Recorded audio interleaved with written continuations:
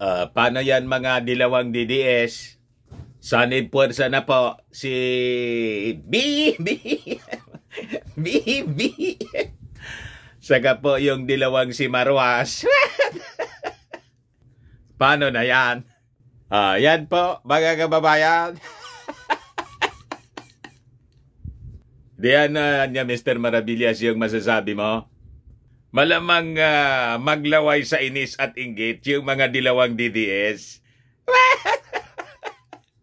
Sinalubong mismo, mga kababayan, yung ating Pangulong Bongbong Marcos ni Marojas. So si Marojas, mga kababayan, umanib na kay President Bongbong Marcos. Nakamove on na po. Si Nanay, hindi pa po makamove on. Ikaw niya, Mr. Maravillas, kantsaw ka ng kantsaw.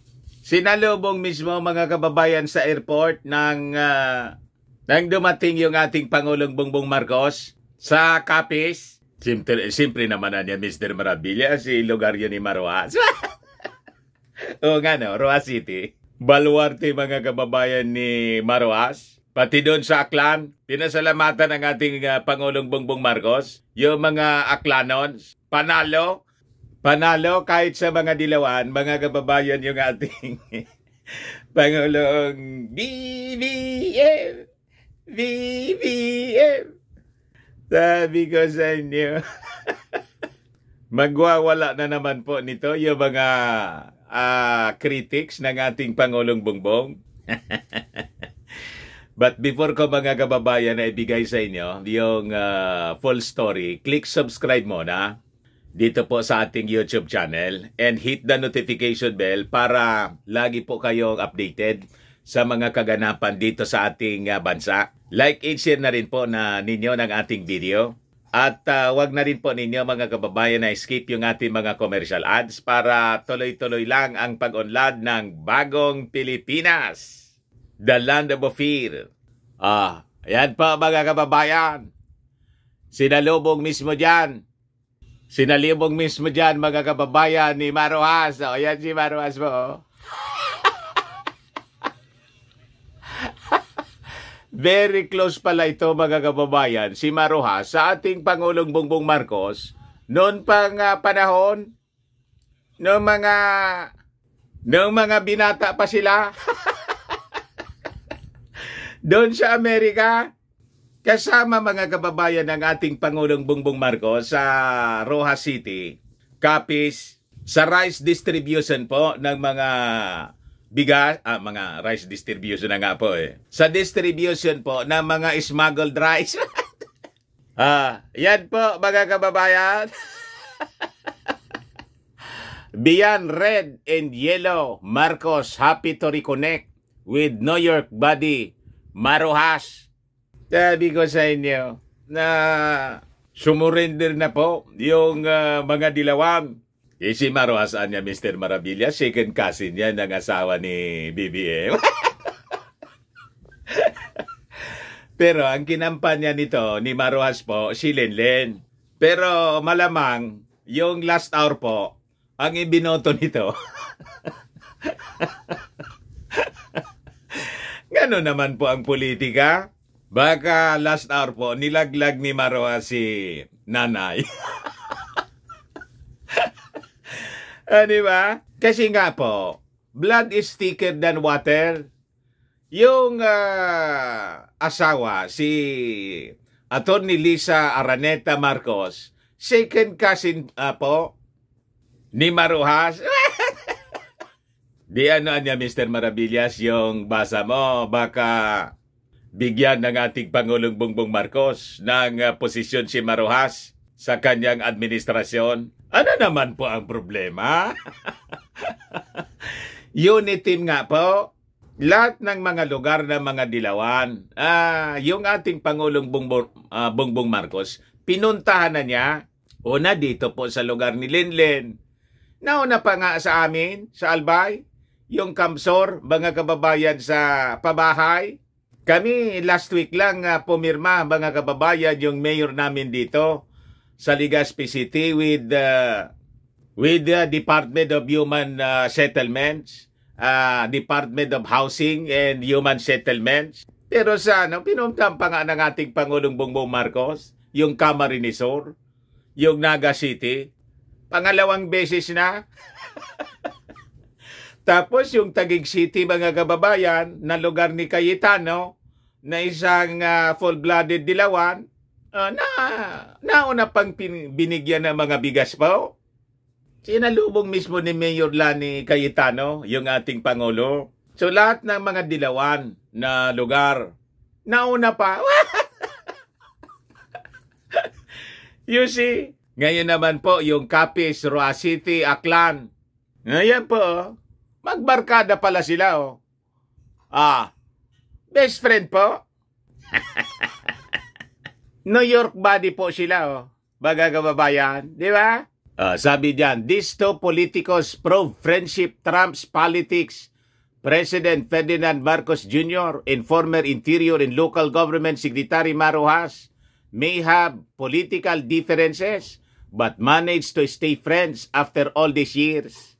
Marcos had a chance to reconnect with Rojas during his visit to former Senator's hometown, Rojas City, Capiz, on Friday after being apart for a long time. Ibaluarte yun po, mga kababayan, ng pamilya ni Marojas. Rojas City nga eh. Alangan man po hindi sumalubong si Marojas doon sa ating Pangulo. Ilugar niya yon. Just like doon mga kababayan sa sa Taguig City. Siyempre wala doon si Alan Peter Cayetano. Yung asawa. Pero niya sa Camarines Sur, hindi man lang sumalubong si nanay. Yan lang po. Pikonin kasi po si nanay. Hindi pa po makamove on. Pero yung mga supporters po ni nanay po doon sa Camarines Sur, nagsipagbaliktaran na. BBM na po. Nag-pledge na ng support. Di ba? Nauna pa po sila sa pabahay. 21,000 units ng pabahay, mga kababayan, para sa mga dilawan. Sabi ko sa inyo, yung ating Pangulong Bongbong Marcos, hindi po nangungulay. Presidente na po siya ng lahat ng mga Filipino, siyempre. Not only of the Marcos supporters, Marcos loyalists. Di ba? So dapat ganun ang ugali ng isang Pangulo. Hindi na personal. Serbisyong totoo lang, mga kababayan. Sabi diyan, in his remarks, Marcos expressed his joy at meeting Rojas, saying they have been friends for a while. The friendship of the two politicos stretches back to their bachelor days in New York several years ago. Mga binata pa sila, magkakasama na po, mga kababayan. Sabi diyan, Marcos was living in New York while Rojas worked as investment banker there. The former senator is the second cousin of former First Lady Lisa Araneta Marcos. Hindi po uubra yung mga intriga ninyo. Di ba? Beyond politics po ang relasyon ni Marojas at saka ni President Bongbong Marcos. Although yung ang pinsan po, second cousin po, yung asawa. Pero pag asawa na po, siyempre, iisa na lang po yan eh. Sabi nga sa kasal, the two become one. Di ba?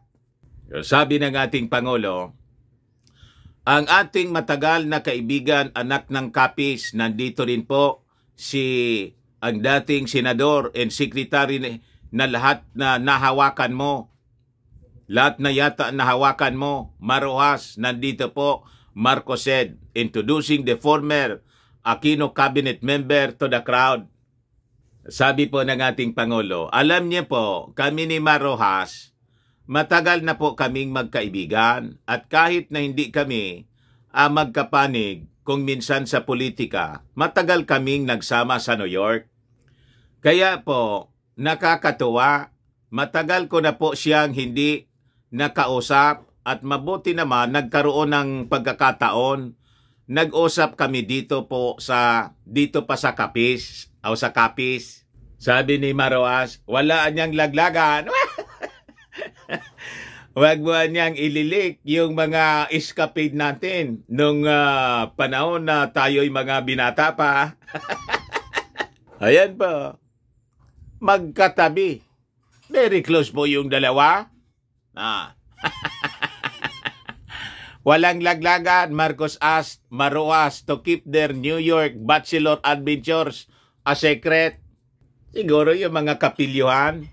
Siyempre, mga ligaw-ligaw. Yung mga nililigawan nila. Kung sino-sino. Siyempre, normal yon sa mga kabataang lalaki. Yung pagiging playboy. Lalo na mga kababayan. Mga kilala sila. The scions of the rich and famous. Di ba? Marami sigurong nagkakagusto na bibihag ng mga dalaga sa dalawang ito. Si Maroas at saka si BBM. Sabi diyan, in his speech, the president could not help but share some memories. Baka hindi ninyo alam, matagalan niya kaming nagsama sa New York.